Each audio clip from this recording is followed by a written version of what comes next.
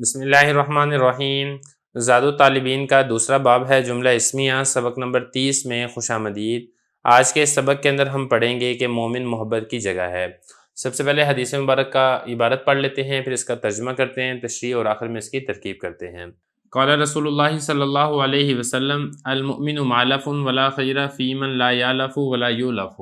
نبی کریم صلی اللہ علیہ وسلم نے ارشاد فرمایا مومن محبت کی جگہ ہے اور ایسے شخص میں کوئی بھلائی نہیں ہے جو خود بھی کسی سے محبت نہ کرے اور دوسرے بھی اس سے محبت نہ کریں۔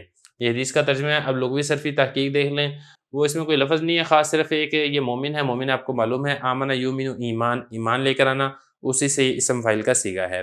دوسرا لفظ ہے مالف۔ مالف کے بارے میں انشاءاللہ ہم بات کریں گے کہ مالف اسم ظرف ہے، مطلب یہ ہے کہ دوستی کی جگہ۔ اور اگر ہم اس کے باب کی بات کریں تو باب اس کا آتا ہے سامیہ، الفا یا لفو، الفن اس کا مطلب ہوتا ہے مانوس ہونا، محبت کرنا، اور یہ اسی سے یہ جو یہ بھی ہے، یہ اسے مضارع معلوم کا صیغہ ہے اور یہ مضارع مجہول کا صیغہ ہے۔ اب بات کر لیتے ہیں مالف کی کیا وضاحت ہے۔ دیکھیں محدثین فرماتے ہیں کہ یہ جو لفظ مالف ہے اس کے اندر کئی احتمالات ہیں۔ پہلا احتمال تو اس کے اندر یہ ہے کہ آپ اس کو مصدر میمی مانیں، یعنی وہ مصدر جو میم کے ساتھ شروع ہوتا ہے، اس وقت یہ فاعل اور مفعول دونوں معنوں کے اندر استعمال ہوگا، تو مطلب یہ ہوگا کہ مومن کی شان یہ ہے کہ وہ خود بھی دوسروں سے محبت کرتا ہو اور دوسرے بھی اس سے محبت کرتے ہوں۔ یہ ہوگا تب جب آپ اس کو مصدر میمی مانیں۔ دوسرا احتمال جو ہے مالف میں وہ یہ ہے، جس کو علامہ طیبی رحمہ اللہ تعالیٰ نے بھی ذکر کیا ہے، کہ مالف کو بطور مبالغہ مصدر مانا جائے، جیسے کہ نا زید عدل، اب وہ عدل جو مصدر ہے لیکن بطور مبالغے کے استعمال ہوتا ہے، تو اب اس کو بھی بطور مبالغہ کے مصدر کے طور پر ذکر کیا گیا ہے۔ مطلب یہ ہوگا کہ مومن تو محبت کرنے والا ہی ہوتا ہے اور شدید اور زیادہ محبت کرنے والا ہوتا ہے۔ تو دو احتمال ہو گئے مالف میں۔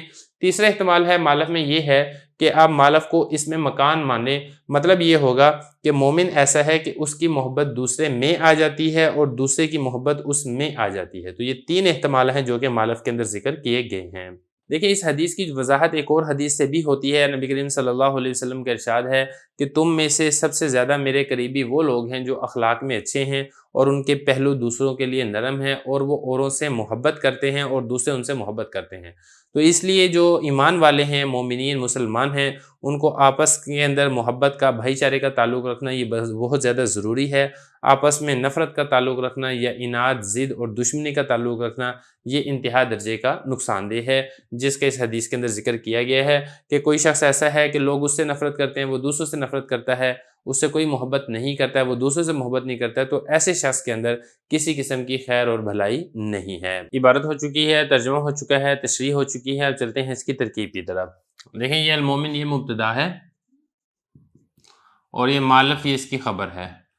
مبتدا اپنی خبر سے مل کر جملہ اسمیہ خبریہ ہو کر معطوف علیہ۔ یہ جو لام الف لا ہے یہ نفی جنس کا ہے، اور یہ جو خیرہ ہے یہ اس کا اسم ہے۔ فی حرف جر ہے، من یہ موصول ہے، اور یہ جو آگے والا جملہ ہے یہ اسی موصول کا صلہ ہے۔ لا یالف فعل، اس میں ہوا ضمیر فاعل، فعل مل کے جملہ فعلیہ خبریہ ہو کر معطوف علیہ۔ واو حرف عطف، لا یولف فعل، اس میں ہوا ضمیر نائب فاعل، فعل اپنے نائب فاعل سے مل کے جملہ فعلیہ خبریہ ہو کر معطوف علیہ، معطوف سے مل کر جملہ عاطفہ ہو کر پھر یہ جو من موصول ہے اس کے لیے بن جائے گا صلہ، یہ دونوں اس کا صلہ بن جائیں گے۔ موصول اپنے صلہ سے مل کر یہ جو فی حرف جر ہے اس کے لیے بن جائے گا مجرور۔ جار مجرور مل کر یہ قائن شبہ فعل کے متعلق ہوگا، اس میں ہوا ضمیر اس کا فاعل ہے، شبہ فعل اپنے فاعل اور متعلق سے مل کر جملہ ہو کر یہ جو لا نفی جنس ہے اس کی خبر بنے گا۔ لا نفی جنس اپنے اسم و خبر سے مل کر جملہ اسمیہ خبریہ ہو کر یہ بن جائے گا معطوف علیہ، معطوف سے مل کر جملہ عاطفہ ہوگا۔